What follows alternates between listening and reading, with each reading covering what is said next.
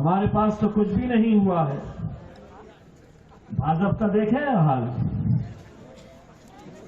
हमारे पास के 2 मंत्रियां गाड़ी में ही बैठे रहे और 5 मिनट रुक जाते थे तो नोटांकन कर डालती थी पब्लिक उनका। पार्टी विद डिफरेंस बोलते थे। भारतीय जनता पार्टी शिस्तबद्ध, बड़ा डिसिप्लिन है हमारे पास। इतना डिसिप्लिन है कि उनका केंद्र का मंत्री महाराष्ट्र के अंदर एक कैबिनेट मंत्री गाड़ी के अंदर बैठा है और एक महिला बोल रही है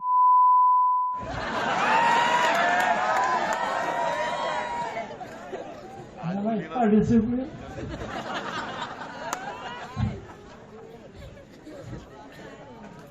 मैं अगर रहता था वो ड्राइवर को इशारा करता था कि रुक जा थोड़ी देर, निकालने दे इनको बाहर जरा। ये बड़े कहते थे ना कि हम मोदी जी के बाद हमारी पार्टी के अंदर बड़ा डिसिप्लिन। औरत मार रही, अब मैं झुक करके देखा होगा कौन बैठे हैं, तो हमारे वहां के एक साहब बैठे हुए थे, मंत्री है, सर पे बाल नहीं है।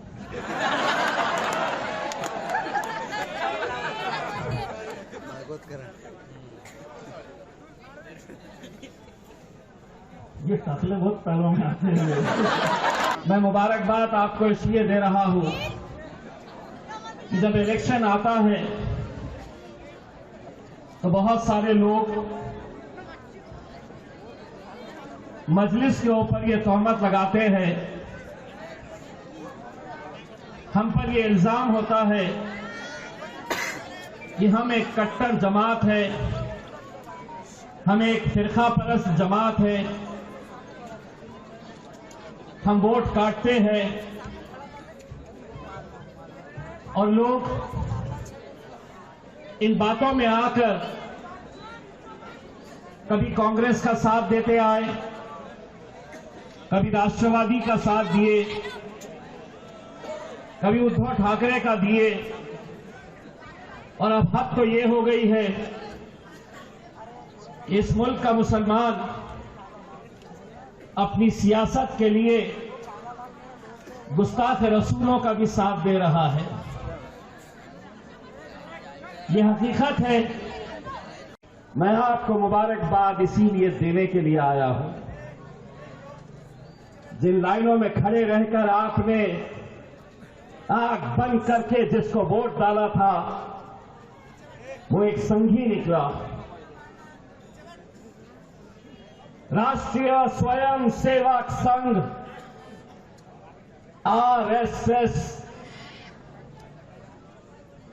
जिसको आपने चुनकर दिया, बहुत बहुत मुबारक आपको।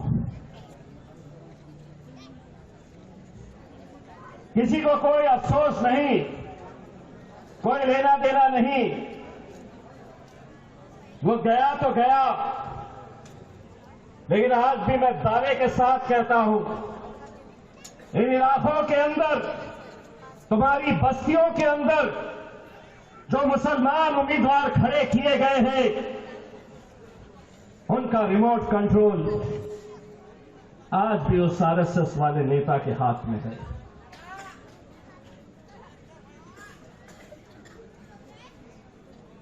सारी चाबी वो दे रहा है।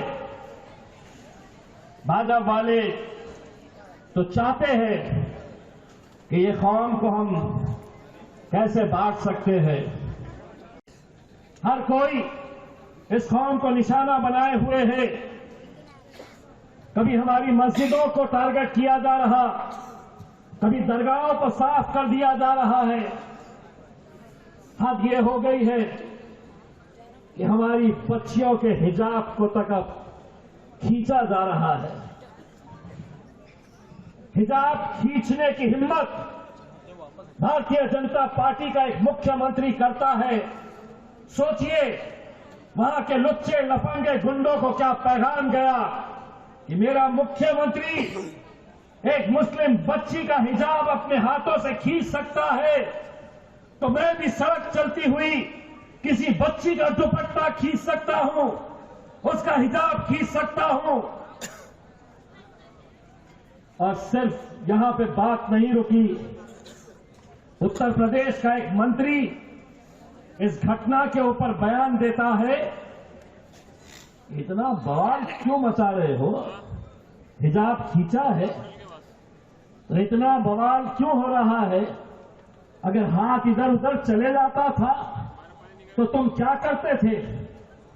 तसव्वुर करिए, तुम्हारी अपनी बहन के बारे में कोई अगर इस तरह का बयान दे रहा है कि अगर हिजाब खींचा है तो खींचने दो, हाथ इधर उधर चले जाता तो क्या करते? मैं यकीन के साथ कहता हूं, किसी माइकालाल के अंदर इतनी हिम्मत नहीं थी उसको ऐसा जवाब देने की जो जवाब इम्तियाज जलील ने दिया था उसे।